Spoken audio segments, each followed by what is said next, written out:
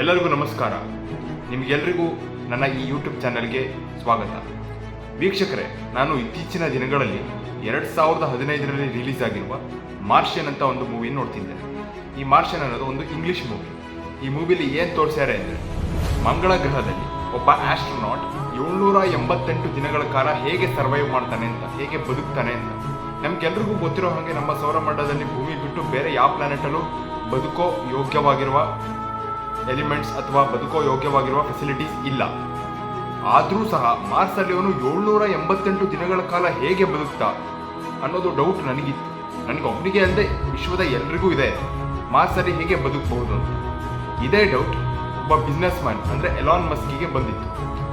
ಅವರು ಇದನ್ನು ಸೀರಿಯಸ್ ಆಗಿ ತಗೊಂಡು ಒಂದು ಇಂಟರ್ವ್ಯೂಲಿ 2021ರಲ್ಲಿ ಆ ಇಂಟರ್ವ್ಯೂ ನೋಡಿತ್ತು.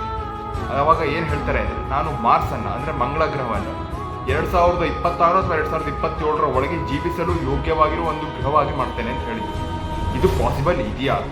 ಪಾಸಿಬಲ್ ಇದ್ರೂ ಹೇಗೆ ಪಾಸಿಬಲ್ ಇದೆ? ಈ ಪಾಸಿಬಿಲಿಟೀಸಲ್ಲಿ ನಾವು ಯಾವ ಯಾವ ಸಮಸ್ಯೆಗಳು ಅಥವಾ ಚಾಲೆಂಜನ್ನು ಫೇಸ್ ಮಾಡಬೇಕು ಅಂತ ನಾನು ಈ ವಿಡಿಯೋದಲ್ಲಿ ಹೇಳೋಕ್ಕೆ ಇಷ್ಟಪಡ್ತೇನೆ. ಈ ವಿಡಿಯೋನ ನೀವು ಕೊನೆ ತನಕ ನೋಡಿ. ಈ ವಿಡಿಯೋ ತುಂಬ ಯೂಸ್ಫುಲ್ ಆಗಿರುತ್ತೆ.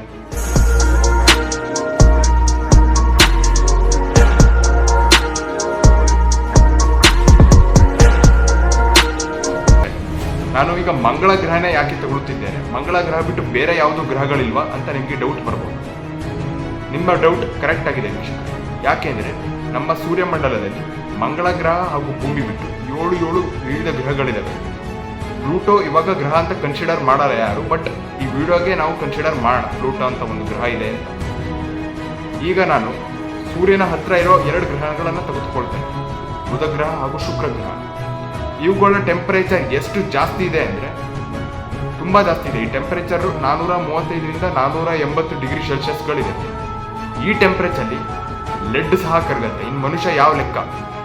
ಆದ್ದರಿಂದ ನಾವು ಮರ್ಕ್ಯುರಿ ಅಥವಾ ಬುಧ ಗ್ರಹ ಹಾಗೂ ವೀನಸ್ ಅಥವಾ ಶುಕ್ರ ಗ್ರಹದಲ್ಲಿ ಬದುಕಲು ಯಾವುದೇ ಚಾನ್ಸ್ ಇಲ್ಲ. ಈಗ ನಾನು ಪ್ಲೂಟೋ ಗ್ರಹಕ್ಕೆ ಹೋಗ್ತೇನೆ. ಪ್ಲೂಟೋ ಸೂರ್ಯನಿಗಿಂತ ತುಂಬ ದೂರದಲ್ಲಿದೆ. ಆದ್ದರಿಂದ ಇಲ್ಲಿ ಸೂರ್ಯನ ಕಿರಣಗಳು ಬರೋದೇ ತುಂಬ ಕಷ್ಟ. ಆದ್ದರಿಂದ ನಾವು 2 ಸೆಕೆಂಡಿಗೆ ಪ್ಲೂಟೋ ಗ್ರಹದಲ್ಲಿ ಫ್ರೀಸ್ ಆಗ್ಬಿಡ್ತೀವಿ. ದ್ಯಾಟ್ಸ್ ವೈ ನಾವು ಪ್ಲೂಟೋ ಗ್ರಹದಲ್ಲೂ ಜೀವನ ಮಾಡೋಕ್ಕೆ ಯೋಗ್ಯವಾದ ಅಂಶಗಳು ಇಲ್ಲ ಅಂತ ನಾನು ಹೇಳಕ್ಕೆ ಇಷ್ಟಪಡ್ತೇನೆ. ಈಗ ಉಳಿದ 4 ಗ್ರಹ ನೋಡೋಣ. ಅವು ಗ್ರಹಗಳು ಯಾವ್ಯಾವುದು ಅಂದರೆ ಗುರುಗ್ರಹ, ಶನಿ ಗ್ರಹ, ಯುರೇನಸ್ ಮತ್ತು ನೆಪ್ಚೂನ್. ಈ ಗ್ರಹಗಳಲ್ಲಿ ಬದುಕಬಹುದು ಅಂತ ಸುಮಾರು ಜನಕ್ಕೆ ಒಂದು ಇಚ್ಛೆ ಇದೆ. ಈ ಒಂದು ವಿಡಿಯೋನ ನೋಡಿ. Uranus, Neptune, everywhere we can send and we can झंडे गाड़ देंगे पूरा. ವಿಡಿಯೋದಲ್ಲಿ ಈ ಮನುಷ್ಯ ಹೇಳ್ತಾನೆ ಯುರೇನಸ್ ಅಲ್ಲಿ ನಾವು ಇಳಿಬಹುದು ಅಂತ. ಬಟ್ ಸುಮಾರು ಜನಕ್ಕೆ ಈ ವಿಷಯ ಗೊತ್ತಿಲ್ಲ. ಯಾಕೆಂದ್ರೆ ಗುರುಗ್ರಹ, ಶನಿ ಗ್ರಹ, ಯುರೇನಸ್ ಮತ್ತೆ ನೆಪ್ಚೂನ್ ಇವುಗಳಲ್ಲಿ ನೆಲನೇ ಇಲ್ಲ. ನೀವು ಕೇಳ್ತಿರೋದು ನಿಜ, ಇವುಗಳಲ್ಲಿ ನೆಲ ಇಲ್ಲ. ಈ ಗ್ರಹಗಳಲ್ಲಿ ಕೇವಲ ಗ್ಯಾಸ್ ಮಾತ್ರ ಇರೋದು. ಅಕಸ್ಮಾತ್ ನಾವು ಈ 4 ಗ್ರಹಗಳಲ್ಲಿ ಒಂದು ಗ್ರಹದ ಮೇಲೆ ಕಾಲಿಟ್ಟರೆ ನಾವು ಸೀದಾ ಕೆಳಗೆ ಬಿಡ್ತೀವಿ. ಆದ್ದರಿಂದ ಇಲ್ಲಿ ಬದುಕಕ್ಕೆ ಯಾವುದೇ ಚಾನ್ಸೇ ಇಲ್ಲ. ಆದ್ದರಿಂದ ಎಲ್ಲ ಸೈಂಟಿಸ್ಟ್ಗಳು ಮಂಗಳ ಗ್ರಹವನ್ನೇ ರಿಸರ್ಚ್ ಮಾಡ್ತಿದ್ದಾರೆ. ಆದ್ದರಿಂದ ನಾನು ಈ ವಿಡಿಯೋದಲ್ಲಿಯೂ ಸಹ ಮಂಗಳ ಗ್ರಹವನ್ನೇ ಕನ್ಸಿಡರ್ ಮಾಡ್ತಿದ್ದೇನೆ. ವೀಕ್ಷಕರೇ, ನಾನು ಇವಾಗ ಮಂಗಳ ಗ್ರಹದಲ್ಲಿ ಬದುಕಬಹುದು ಅಂತ ಒಂದು ಪಾಸಿಬಿಲಿಟಿನೇ ಹೇಳಿದ್ದೆ. ಆ ಪಾಸಿಬಿಲಿಟಿನೇ ತಮ್ಮ ಗುರಿಯಾಗಿ ಇಟ್ಕೊಂಡು ವಿಶ್ವಾದ್ಯಂತ ಹಲವಾರು ಸೈಂಟಿಸ್ಟ್ಗಳು ಇದರ ಮೇಲೆ ರಿಸರ್ಚ್ಗಳನ್ನು ಮಾಡೋಕ್ಕೆ ಪ್ರಾರಂಭಿಸಿದರು. ನಾಸಾ ಅಂತ ಒಂದು ಅಮೆರಿಕದ ಸ್ಪೇಸ್ ಆರ್ಗನೈಸೇಷನ್ ಅಂತ ಇದರಲ್ಲಿ ಮುನ್ನಡೆಯನ್ನು ಪಡೆದುಕೊಂತು.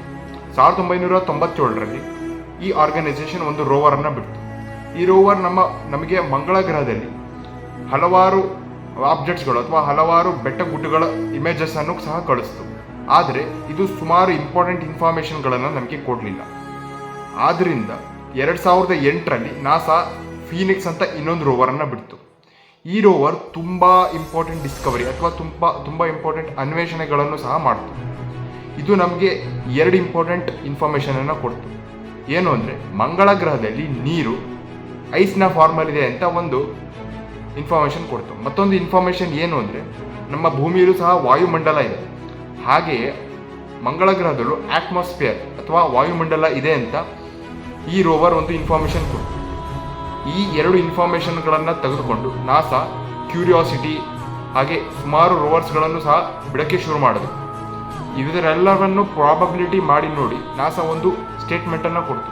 2033 ಅಥವಾ 2034 ಒಳಗೆ ನಾವು ಮಾನವರನ್ನ ಮಂಗಳ ಗ್ರಹದಲ್ಲಿ ಬಿಡಬಹುದು ಅಂತ ಒಂದು ಹೈಪೋಥೆಸಿಸ್ ಅಥವಾ ಒಂದು ಪಾಸಿಬಿಲಿಟಿನ ಕೊಡ್ತು. ಇದನ್ನು ಗಮನಿಸಿ ಎಲಾನ್ ಮಸ್ಕ್ ಅವರು ತುಂಬ ಎಕ್ಸೈಟೆಡ್ ಆದರು. ನಾಸಾ ಹೇಳಿದೆ ಮಂಗಳ ಗ್ರಹದಲ್ಲಿ ಮನುಷ್ಯರನ್ನ ಬಿಡಬಹುದು ಅಂದರೆ ನಾನು ಬಿಟ್ಟೇ ಬಿಡ್ತೀನಿ ಅಂತ ಒಂದು ಡಿಸಿಷನ್ ತಗೊಂಡ್ರು. ಈ ಡಿಸಿಷನಿಗೋಸ್ಕರ ಅವರು 1.5 ಬಿಲಿಯನ್ ಅಂದರೆ 150 ಕೋಟಿ ಬಿಲಿಯನ್ ವ್ಯಾಲ್ಯೂವಿನ ಬಿಟ್ಕಾಯಿನನ್ನು ಪರ್ಚೇಸ್ ಮಾಡಿದ್ರು. ಅಂದರೆ ಈ ಪ್ರಾಜೆಕ್ಟ್ಗೆ ಅಷ್ಟು ದುಡ್ಡನ್ನು ಇನ್ವೆಸ್ಟ್ ಮಾಡಿದ್ದಾರೆ. ಅಂದರೆ ಅವರು ವೆಲ್ತಿನ 2%. ಅಂದರೆ ಈ ಪ್ರಾಜೆಕ್ಟ್ ತುಂಬ ಸೀರಿಯಸ್ ಆಗಿದೆ ಅಂತ ನಮಗೆಲ್ಲರಿಗೂ ಗೊತ್ತಾಗುತ್ತೆ. ಆದರೆ ಈ ಪ್ರಾಜೆಕ್ಟಲ್ಲಿ ಯಾವ ಚಾಲೆಂಜಸ್ ಬರ್ಬೋದು, ಅಂದರೆ ಮಾನವರನ್ನು ಮಾರ್ಸಲ್ಲಿ ಬಿಡಬೇಕಾದ್ರೆ ಯಾವ ಚಾಲೆಂಜಸ್ ಬರ್ಬೋದು, ಅದರ ಸೊಲ್ಯೂಷನ್ ಏನು ಅಂತ ನಾನು 2 ಫೇಸಲ್ಲಿ ಡಿವೈಡ್ ಮಾಡ್ತೀನಿ. ಈಗ ಫಸ್ಟ್ ಫೇಸಿಗೆ ಬರೋಣ. ಫಸ್ಟ್ ಫೇಸಲ್ಲಿ ಪ್ರಾಬ್ಲಮ್ಸ್ ಏನು ಅಂತ ನಾವು ಐಡೆಂಟಿಫೈ ಮಾಡೋಣ. ವೀಕ್ಷಕರೇ, ಈಗ ಫೇಸ್ 1ಗೆ ಬರೋಣ. ಫೇಸ್ 1ಅಲ್ಲಿ ಚಾಲೆಂಜಸ್ ಅಥವಾ ಸಮಸ್ಯೆಗಳು ಯಾವ್ದು ಬರುತ್ತೆ, ಮಂಗಳ ಗ್ರಹದಲ್ಲಿ ಜೀವಿಸಲು ಯೋಗ್ಯವಾದ ಕಂಡೀಷನ್ ಹಾಕಬೇಕು ಅಂದರೆ ಈ ಚಾಲೆಂಜಸ್ಗಳು ಯಾವ್ದು ಅಂತ ನೋಡೋಣ. ವೀಕ್ಷಕರೇ, ನಿಮಗೆಲ್ಲರಿಗೂ ಗೊತ್ತಿರ್ಬೋದು, ಮನುಷ್ಯ ಬದುಕಕ್ಕೆ ಬೇಕಾಗಿರೋ 2 ಇಂಪಾರ್ಟೆಂಟ್ ಧಾತುಗಳು ಯಾವ್ದು ಅಂದರೆ ಒಂದು ಗಾಳಿ ಮತ್ತು ಒಂದು ನೀರು. ಇಲ್ಲಿಂದನೇ ನಮಗೆ ಒಂದು ಪ್ರಾಬ್ಲಮ್ ಶುರುವಾಗುತ್ತೆ. ನಾನು ಆವಾಗಲೇ ಹೇಳಿದ್ದೆ, ಮಂಗಳ ಗ್ರಹಕ್ಕೂ ಒಂದು ವಾಯುಮಂಡಲ ಇದೆ ಅಂತ ಅದು ಪ್ರೂವ್ ಮಾಡಿ ನಾಸಾದ ಒಂದು ರೋವರ್. ಈ ವಾಯುಮಂಡಲದಲ್ಲಿ ನಾವು ಉಸಿರಾಡೋಕ್ಕೆ ಬೇಕಾಗಿರೋ ಆಕ್ಸಿಜನ್ನೇ ಇಲ್ಲ, ಅಂದರೆ ಇದ್ರೂ ತುಂಬ ಕಡಿಮೆ ಅಮೌಂಟಲ್ಲಿದೆ. ನಮ್ಮ ವಾಯುಮಂಡಲದಲ್ಲಿ ಆಕ್ಸಿಜನ್ 22% ಇದೆ. ಬಟ್ ಮಂಗಳ ಗ್ರಹದಲ್ಲಿ ಅರೌಂಡ್ 0.2 to 0.3% ಇದ್ರೂ ಹೆಚ್ಚು ಅಂತ ಹೇಳ್ಬೋದು. ಆದ್ದರಿಂದ ನಮಗೆ ಉಸಿರಾಡಕ್ಕಿರೋ ಸೂಟಬಲ್ ಗಾಳಿನೂ ಸಹ ಇಲ್ಲ.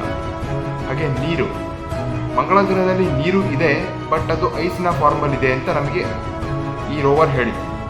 ಈ ಗಾಳಿ ಪ್ರಾಬ್ಲಮ್ ಏನು ಅಂತ ಸಂಕ್ಷಿಪ್ತವಾಗಿ ಅರ್ಥ ಮಾಡ್ಕೊಳ್ಳೋಕ್ಕೆ ಟ್ರೈ ಮಾಡೋಣ. ಈ ಗಾಳಿ ಯಾಕೆ ಇಲ್ಲ ಅಂತ ಹೇಳೋಕ್ಕೆ ಒಂದು ಪ್ರೂಫ್ ಏನು ಅಂದರೆ, ಮಂಗಳ ಗ್ರಹದಲ್ಲಿ ಕೇವಲ ಇಂಗಾಲದ ಆಕ್ಸೈಡ್ ಅಂದರೆ CO2 ಕಾರ್ಬನ್ ಡೈಆಕ್ಸೈಡ್ ಮಾತ್ರ ಇರುತ್ತೆ. ಆದ್ದರಿಂದ ಮಂಗಳ ಗ್ರಹದಲ್ಲಿ ಉಸಿರಾಡೋ ಯೋಗ್ಯವಾಗಿರುವ ಆಕ್ಸಿಜನ್ ಇಲ್ಲೇ ಇಲ್ಲ. ಇದರ ಕಾರಣದಿಂದ ಅಟ್ಮಾಸ್ಫಿಯರಿಕ್ ಪ್ರೆಷರ್ ಸಹ ಮಂಗಳ ಗ್ರಹದಲ್ಲಿ ತುಂಬ ಕಡಿಮೆ ಇದೆ. ಎಷ್ಟು ಕಡಿಮೆ ಇದೆ ಅಂದರೆ ನಮ್ಮ ಭೂಮಿಯ 0.6% ಅಂದರೆ 0.6% ಮಾತ್ರ ಅಟ್ಮಾಸ್ಫಿಯರಿಕ್ ಪ್ರೆಷರ್ ಮಂಗಳ ಗ್ರಹದಲ್ಲಿದೆ. ಈ ಕಾರಣದಿಂದ ಒಬ್ಬ ಮನುಷ್ಯ ತನ್ನ ಸ್ಪೇಸ್ ಸೂಟ್ ತೆಗೆದು ಮಂಗಳ ಗ್ರಹದಲ್ಲಿ ಉಸಿರಾಡಕ್ಕೆ ಪ್ರಾರಂಭ ಮಾಡಿದರೆ ಅವನು 3 ರಿಂದ 4 ಸೆಕೆಂಡ್ ಒಳಗೆ ಸತ್ತು ಹೋಗಿರ್ತಾನೆ. ಅವನ ಪರಿಸ್ಥಿತಿ ಈ ರೀತಿ ಆಗುತ್ತೆ. ಇದು ನಿಜವಾದ ವಿಡಿಯೋ ಅಲ್ಲ, ಇದೊಂದು ಇಲ್ಯೂಷನ್ ವಿಡಿಯೋ. ಈ ಥರ ಆಗುತ್ತೆ. ಯಾಕೆ ಅಂದರೆ ಮಂಗಳ ಗ್ರಹದಲ್ಲಿ ಅಟ್ಮಾಸ್ಫಿಯರಿಕ್ ಪ್ರೆಷರ್ ಕೇವಲ 0.6% ಇದೆ. ಈ ಕಾರಣದಿಂದ ಸೂರ್ಯನ ಕಿರಣಗಳು ಯಾವಾಗಲೂ ಮಂಗಳ ಗ್ರಹದ ಒಳಗೆ ಬರಲ್ಲ. ಸುಮಾರು ಸೂರ್ಯನ ಕಿರಣಗಳು ಮಂಗಳದಿಂದ ಆಚೆ ಹೋಗುತ್ತೆ. ಆದ್ದರಿಂದ ಮಂಗಳ ಗ್ರಹದಲ್ಲಿ ಯಾವಾಗಲೂ ಚಳಿಗಾಲ ಇರುತ್ತೆ. ಈ ಕಾರಣದಿಂದ ಗಾಳಿಯ ಪ್ರಮಾಣ ಮಂಗಳ ಗ್ರಹದಲ್ಲಿ ಬಹಳ ಕಡಿಮೆ, ಮತ್ತು ನೀರಿನ ಪ್ರಮಾಣ. ನಾನು ಆವಾಗಲೇ ಹೇಳಿದೆ, ಮಂಗಳ ಗ್ರಹದಲ್ಲಿ ನೀರು ಐಸಿನ ಫಾರ್ಮಲ್ಲಿ ಇರಬಹುದು ಅಂತ ಸೈಂಟಿಸ್ಟ್ಗಳು ರೋವರ್ ಮೂಲಕ ರಿಸರ್ಚ್ ಮಾಡಿದಾಗ ಗೊತ್ತಾಗಿತ್ತು. ಆದರೆ ಇದು ಐಸಿನ ಫಾರ್ಮಾ ಅಂತ ಇನ್ನೂ ಸಹ ಏನೂ ಕ್ಲಾರಿಫಿಕೇಶನ್ ಸಿಕ್ಕಿಲ್ಲ. ಈ ಮಂಗಳ ಗ್ರಹದಲ್ಲಿ ಐಸಿನ ಫಾರ್ಮಲ್ಲಿರೋ ಒಂದು ನೀರು ಲೋ ಅಟ್ಮಾಸ್ಫಿಯರಿಕ್ ಪ್ರೆಷರಿಂದ ನೀರಾಗಿ ಕನ್ವರ್ಟ್ ಆಗಲ್ಲ, ಗ್ಯಾಸ್ ಆಗಿ ಕನ್ವರ್ಟ್ ಆಗುತ್ತೆ.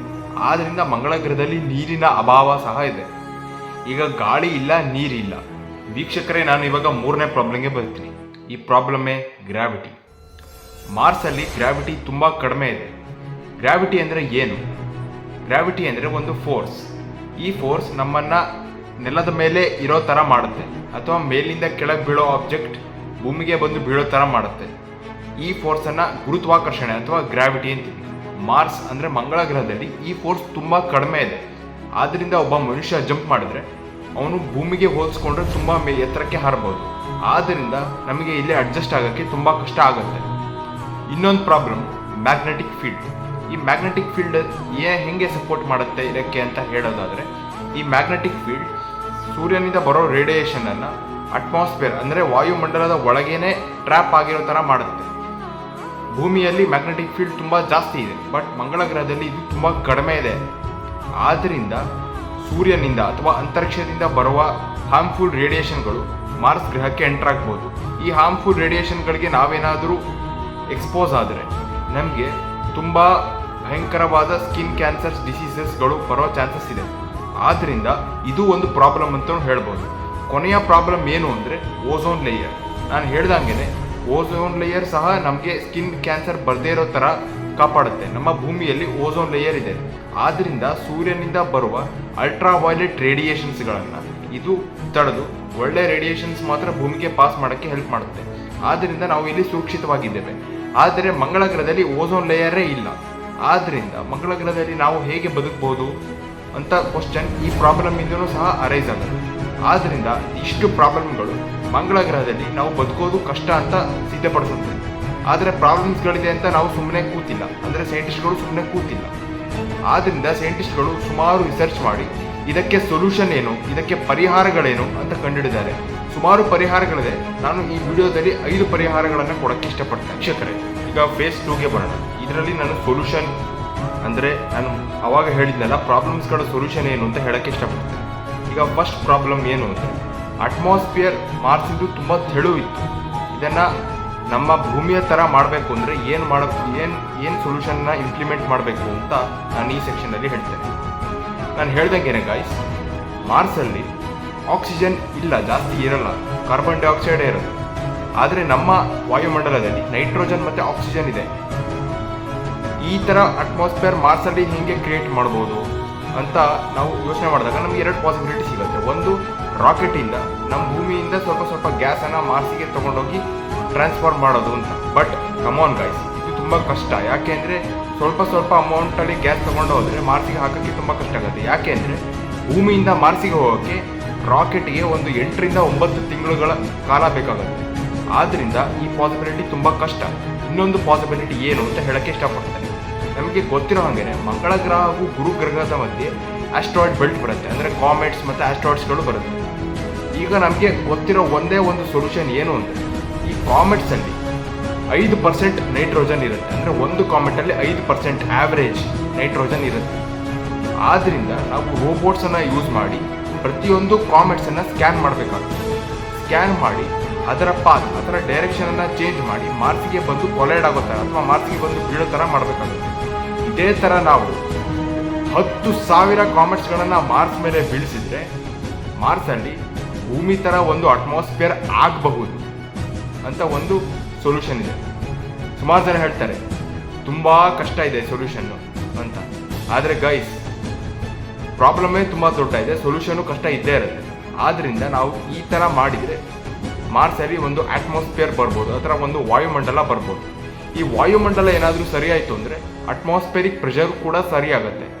ಆಗ ಐಸ್ ಇದೆಯಲ್ಲ ಅದು ವಾಟರ್ ಆಗಿ ಕನ್ವರ್ಟ್ ಆಗುತ್ತೆ. ಹೇಗೆ ಅಂದರೆ ಇದು ಅಟ್ಮಾಸ್ಫಿಯರ್ ಆಗಿರೋದ್ರಿಂದ ನಮ್ಮದು ಒಂದು ಸೊಲ್ಯೂಷನ್ ಫಿಕ್ಸ್ ಆಗುತ್ತೆ. ಇನ್ನೊಂದು ಸೊಲ್ಯೂಷನ್ ಏನು, ವಾಟರ್ಗೆ ಸೊಲ್ಯೂಷನ್. ಇದರಿಂದನೇ 2ನೇ ಪ್ರಾಬ್ಲಮ್ಗೂ ಸಹ ಸೊಲ್ಯೂಷನ್ ಬರುತ್ತೆ. ಏನು ಅಂದರೆ ಇವಾಗ ಅಟ್ಮಾಸ್ಫಿಯರ್ ಕ್ರಿಯೇಟ್ ಆದರೆ ಸೂರ್ಯನ ಕಿರಣಗಳು ರಿಫ್ಲೆಕ್ಟ್ ಆಗಿ ಮಾರ್ಸ್ ಒಳಗೆ ಟ್ರ್ಯಾಪ್ ಆಗುತ್ತೆ. ಮಾರ್ಸ್ ಒಳಗೆ ಟ್ರ್ಯಾಪ್ ಆದರೆ ಅದು ಐಸನ್ನು ವಾಟರ್ ಫಾರ್ಮಿಗೆ ಕನ್ವರ್ಟ್ ಮಾಡುತ್ತೆ. ಆಗ ನಮಗೆ ಮಾರ್ಸಲ್ಲಿ ನೀರಿನ ಪ್ರಮಾಣವೂ ಸಹ ಹೆಚ್ಚಾಗುತ್ತೆ. ಆದರೆ ಐಸಿಂದ ಕನ್ವರ್ಟ್ ಆಗಿರೋ ವಾಟ್ರು ಎಷ್ಟು ಜಾಸ್ತಿ ಆಗುತ್ತೆ ಅಂದರೆ ಇಡೀ ಮಾರ್ಸ್ ಪೂರ್ತಿ ವಾಟ್ರಿಂದ ಕವರ್ ಆಗುತ್ತೆ. ಇದು ಒಂದು ಪ್ರಾಬ್ಲಮ್ ಅಂತಲೂ ಹೇಳ್ಬೋದು. ಆದ್ದರಿಂದ ಅದಕ್ಕೆ ಮುಂಚೆನೇ ನಾವು ರೋವರ್ಸ್ಗಳನ್ನು ಯೂಸ್ ಮಾಡಿ ಮಾರ್ಸಲ್ಲಿ ದೊಡ್ಡ ಹೊಂಡಗಳನ್ನು ಕ್ರಿಯೇಟ್ ಮಾಡಬೇಕು. ಈ ಹೊಂಡಗಳಲ್ಲಿ ನೀರು ಬಂದು ಅದು ನದಿ ಆಗ್ಬೋದು, ಲೇಕ್ ಆಗ್ಬೋದು, ಸರೋವರ ಆಗ್ಬೋದು. ಆದ್ದರಿಂದ ನಾವು ಮಾರ್ಸಲ್ಲಿ ನೀರು ಸಹ ತರಬಹುದು. ಆದ್ದರಿಂದ ನಾವು ಒಂದೇ ಬಾಣದಿಂದ 2 ಸೊಲ್ಯೂಷನ್ ಸಹ ತೆಗೆದುಕೊಳ್ಬಹುದು ಅಂತ ನಾವು 1ನೇ ಪ್ರಾಬ್ಲಮ್ ಹಾಗೂ 2ನೇ ಪ್ರಾಬ್ಲಮನ್ನು ಈ ರೀತಿ ಸಾಲ್ವ್ ಮಾಡ್ಬೋದು. ವೀಕ್ಷಕರೇ, ಈಗ 3ನೇ ಸೊಲ್ಯೂಷನ್ಗೆ ಬರೋಣ. ಇದುವೇ ಆಕ್ಸಿಜನ್ ಪ್ರಾಬ್ಲಮ್. ನಾನು ಹೇಳಿದ್ದೆ ಮಂಗಳ ಗ್ರಹದಲ್ಲಿ ಆಕ್ಸಿಜನ್ನ ಅಭಾವವಿದೆ. ಇದೇ ಪ್ರಾಬ್ಲಮ್ 490 ಕೋಟಿಗಳ ವರ್ಷದ ಹಿಂದೆ ಭೂಮಿ ಸೃಷ್ಟಿಯಾದಾಗ ಇದೇ ಪ್ರಾಬ್ಲಮ್ ಇತ್ತು. ಭೂಮಿಯಲ್ಲಿಯೂ ಸಹ ಆಕ್ಸಿಜನ್ ಇರಲಿಲ್ಲ. ಆಗ ಸಯಾನೋ ಬ್ಯಾಕ್ಟೀರಿಯಾ ಅಂತ ಒಂದು ಬ್ಯಾಕ್ಟೀರಿಯಾ ಇತ್ತು. ಇದು ಕಾರ್ಬನ್ ಡೈಆಕ್ಸೈಡನ್ನು ಯೂಸ್ ಮಾಡಿ ತನ್ನ ಕ್ಲೋರೋಫಿಲ್ ಅಂದರೆ ಪತ್ರಹರಿತುಗಳ ಸಹಾಯದಿಂದ ಅದನ್ನು ಆಕ್ಸಿಜನ್ ಆಗಿ ರಿಲೀಸ್ ಮಾಡ್ತಿತ್ತು. ಇದೇ ಥರ ಇದು 490 ಕೋಟಿಗಳ ವರ್ಷದಿಂದ ಇದೇ ಪ್ರೊಸೀಜರ್ ಕಂಟಿನ್ಯೂ ಆಗಿ ಈಗ ಭೂಮಿಯಲ್ಲಿ 22% ಆಕ್ಸಿಜನ್ ಇದೆ. ಇದೇ ಟೆಕ್ನಿಕನ್ನು ನಾವು ಮಂಗಳ ಗ್ರಹದಲ್ಲಿ ಯೂಸ್ ಮಾಡಬೇಕಾಗುತ್ತೆ. ರೋವರ್ಸ್ಗಳಲ್ಲಿ ಕೆಲವು ಪ್ರಮಾಣಗಳ ಸಯಾನೋ ಬ್ಯಾಕ್ಟೀರಿಯಾನ ತೆಗೆದುಕೊಂಡು ಮಂಗಳ ಗ್ರಹದಲ್ಲಿ ಬಿಟ್ಟಾಗ ಅದು ರೀಪ್ರೊಡ್ಯೂಸ್ ಆಗಿ ಹಲವಾರು ಸಯಾನೋ ಬ್ಯಾಕ್ಟೀರಿಯಾಗಳು ಅಲ್ಲಿ ಇರುತ್ತೆ. ಇದು ಒಂದು ಒಳ್ಳೆ ಬ್ಯಾಕ್ಟೀರಿಯಾ. ಇದು ಆಕ್ಸಿಜನನ್ನು ಮಂಗಳ ಗ್ರಹದಲ್ಲಿಯೂ ಅಲ್ಲಿನ ಕಾರ್ಬನ್ ಡೈಆಕ್ಸೈಡನ್ನು ಯೂಸ್ ಮಾಡಿ ಆಕ್ಸಿಜನನ್ನು ಫಾರ್ಮ್ ಮಾಡುತ್ತೆ. ಹೀಗೆ ನಾವು ಆಕ್ಸಿಜನ್ಗಳ ಪ್ರಾಬ್ಲಮ್ಗಳಿಂದ ಈ ಸೊಲ್ಯೂಷನ್ನಿಂದ ಪಾರಾಗಬಹುದು. ಹಾಗೆ ಆಕ್ಸಿಜನ್ ಜಾಸ್ತಿ ಆಗುತ್ತೆ ಮತ್ತು ಅಟ್ಮಾಸ್ಫಿಯರ್ ಇರೋ ಕಾರಣದಿಂದ ಕೆಲವು ಪ್ರಮಾಣದ ನೀರು ಆವಿಯಾಗಿ ಕನ್ವರ್ಟ್ ಆಗುತ್ತೆ. ಈ ಆವಿಯಿಂದ ಮೋಡಗಳ ಸೃಷ್ಟಿಯೂ ಸಹ ಆಗುತ್ತೆ, ಮಳೆನೂ ಬರೋಕ್ಕೆ ಶುರುವಾಗುತ್ತೆ. ಆದ್ದರಿಂದ ನಾವು ಮಂಗಳ ಗ್ರಹದಲ್ಲಿ 3 ಕಾಲಗಳನ್ನು ನೋಡಬಹುದು: ಬೇಸಿಗೆಗಾಲ, ಮಳೆಗಾಲ, ಚಳಿಗಾಲ. ಈ ಸೊಲ್ಯೂಷನ್ಗಳು ನಾವು ಇಂಪ್ಲಿಮೆಂಟ್ ಮಾಡಿದರೆ ಮಂಗಳ ಗ್ರಹದಲ್ಲಿ ಬದುಕಲು ಯೋಗ್ಯವಾದ ಕಂಡೀಷನ್ಗಳನ್ನು ಸಹ ಕ್ರಿಯೇಟ್ ಮಾಡ್ಬೋದು. ವೀಕ್ಷಕರೇ, ಇನ್ನೂ 2 ಪ್ರಾಬ್ಲಮ್ಗಳಿದೆ. ಏನು ಅಂದರೆ ಮ್ಯಾಗ್ನೆಟಿಕ್ ಫೀಲ್ಡ್ ಮತ್ತು ಓಝೋನ್ ಲೇಯರ್. ಗ್ರಾವಿಟೇಷನ್ ಸಹ ಒಂದು ಪ್ರಾಬ್ಲಮ್. ಅದಕ್ಕೆ ಇನ್ನೂ ರಿಸರ್ಚ್ ಮಾಡ್ತಿದ್ದಾರೆ ಹೇಗೆ ಅದನ್ನು ಕರೆಕ್ಟ್ ಮಾಡೋದು. ಈಗ ಮ್ಯಾಗ್ನೆಟಿಕ್ ಫೀಲ್ಡ್ಗೆ ಇನ್ನೂ ಸಮಾಧಾನಕರವಾದ ಸೊಲ್ಯೂಷನ್ ಏನು ಬಂದಿಲ್ಲ, ಫ್ಯೂಚರಲ್ಲಿ ಬರಬಹುದು. ಓಝೋನ್ ಲೇಯರ್ಗೂ ಏನಂತಾರೆ ಅಂದರೆ ನಾವು ಒಂದು ಡಿಫ್ಲೆಕ್ಟರನ್ನು ಯೂಸ್ ಮಾಡಿ UV ರೇಡಿಯೇಷನ್ಗಳನ್ನು ಡಿಫ್ಲೆಕ್ಟ್ ಮಾಡ್ಬೋದು. ಇದು ಒಂದು ಸಮಾಧಾನಕರವಾದ ಸೊಲ್ಯೂಷನ್ ಅಲ್ಲ. ಆದ್ದರಿಂದ ಇನ್ನು ಮುಂದೆ ನಾವು ಕಾಯಬೇಕಾಗತ್ತೆ ಏನು ರಿಸರ್ಚರ್ಸ್ಗಳು ಅದ್ರ ಬಗ್ಗೆ ಏನು ಸಂಶೋಧನೆ ಮಾಡ್ತಾರೆ ಅನ್ನೋದು. ಇದಿಷ್ಟು ಸೊಲ್ಯೂಷನ್ಸ್ಗಳು ಮಂಗಳ ಗ್ರಹದಲ್ಲಿ ನಾವು ಫೇಸ್ ಮಾಡಬೇಕಾಗಿರೋ ಪ್ರಾಬ್ಲಮ್ಗಳಿಗೆ. ಹೀಗೆ ವೀಕ್ಷಕರೇ, ನಾವು ಮಾರ್ಸಲ್ಲಿ ಬದುಕೋ ಯೋಗ್ಯವಾಗಿರೋ ಕಂಡೀಷನನ್ನು ಮಾಡ್ಕೊಳ್ಬೋದು. ನಾಸಾ ಏನು ಹೇಳಿದೆ ಅಂದರೆ 2033ರಲ್ಲಿ ಮನುಷ್ಯನ ಮಾರ್ಸಿಗೆ ಕಳಿಸ್ಬೋದು ಅಂತ. ಅದು ಹೇಗೆ ಅಂದರೆ ಸ್ಪೇಸ್ ಸೂಟ್ ಹಾಕಿಕೊಂಡು ಮಾತ್ರ 2033 ಮಾರ್ಸ್ ಒಳಗೆ ಮನುಷ್ಯ ಕಾಲಿಡ್ಬೋದು. ನಾವು ಕ್ಯಾಶುವಲ್ ಆಗಿ ಭೂಮಿಯಲ್ಲಿ ಬದುಕೋ ರೀತಿಯಲ್ಲಿ ಮಾರ್ಸಲ್ಲಿ ಬದುಕಬೇಕು ಅಂದರೆ ಈ ಥರದ ಸ್ಟೆಪ್ಸನ್ನು ತೆಗೆದುಕೊಳ್ಬೇಕಾಗುತ್ತೆ. ಇದಕ್ಕೆ ನನ್ನ ಪ್ರಕಾರ ಸರಿಸುಮಾರು 200ರಿಂದ 300 ವರ್ಷಗಳು ಸಹ ಹಿಡಿಬೋದು. ಅಥವಾ ತುಂಬ ಬೇಗ ಈ ಥರ ಸೊಲ್ಯೂಷನ್ಗಳನ್ನು ಇಂಪ್ಲಿಮೆಂಟ್ ಮಾಡಿದರೆ 100 ವರ್ಷಗಳ ಒಳಗೂ ಸಹ ನಾವು ಮಾರ್ಸಲ್ಲಿ ಕ್ಯಾಶುವಲ್ ಆಗಿ ಬದುಕೋ ಯೋಗ್ಯವಾಗಿರುವ ಕಂಡೀಷನ್ಸನ್ನು ಕ್ರಿಯೇಟ್ ಮಾಡಿಕೊಳ್ಳಬಹುದು ಅಂತ ಹೇಳ್ಬೋದು. ಹೀಗೆ ವೀಕ್ಷಕರೇ, ನಾನು ಮಂಗಳ ಗ್ರಹದ ಬಗ್ಗೆ ಹಾಗೂ ಮಂಗಳ ಗ್ರಹದಲ್ಲಿ ಮನುಷ್ಯ ಹೇಗೆ ಸೊಲ್ಯೂಷನ್ಗಳನ್ನು ಇಂಪ್ಲಿಮೆಂಟ್ ಮಾಡಿಕೊಂಡು ಜೀವಿಸಬಹುದು ಎಂಬ ಒಂದು ರಿಸರ್ಚನ್ನು ಸಂಕ್ಷಿಪ್ತವಾಗಿ ಹೇಳಿದ್ದೇನೆ. ಒಂದು ವೇಳೆ ಈ ವಿಡಿಯೋ ನಿಮಗೇನಾದರೂ ಇಷ್ಟ ಆಗಿದ್ದರೆ ಈ ವಿಡಿಯೋನ ಲೈಕ್ ಮಾಡಿ, ಶೇರ್ ಮಾಡಿ, ಕಾಮೆಂಟ್ ಮಾಡಿ ಹಾಗೂ ನನ್ನ ಈ ಯೂಟ್ಯೂಬ್ ಚಾನಲನ್ನು ಸಬ್ಸ್ಕ್ರೈಬ್ ಮಾಡ್ಕೊಳ್ಳಿ. ಯಾಕೆ ಅಂದರೆ ಇದೇ ತರಹದ ಉಪಯೋಗವಾಗುವ ವಿಡಿಯೋಗಳನ್ನು ನಾನು ಈ ಯೂಟ್ಯೂಬ್ ಚಾನಲಲ್ಲಿ ಬಿಡುಗಡೆ ಮಾಡ್ತಿರ್ತೇನೆ. ಈ ವಿಡಿಯೋನ ತಾಳ್ಮೆಯಿಂದ ನೋಡಿದ್ದಕ್ಕೆ ನಿಮಗೆಲ್ಲರಿಗೂ ಧನ್ಯವಾದಗಳು.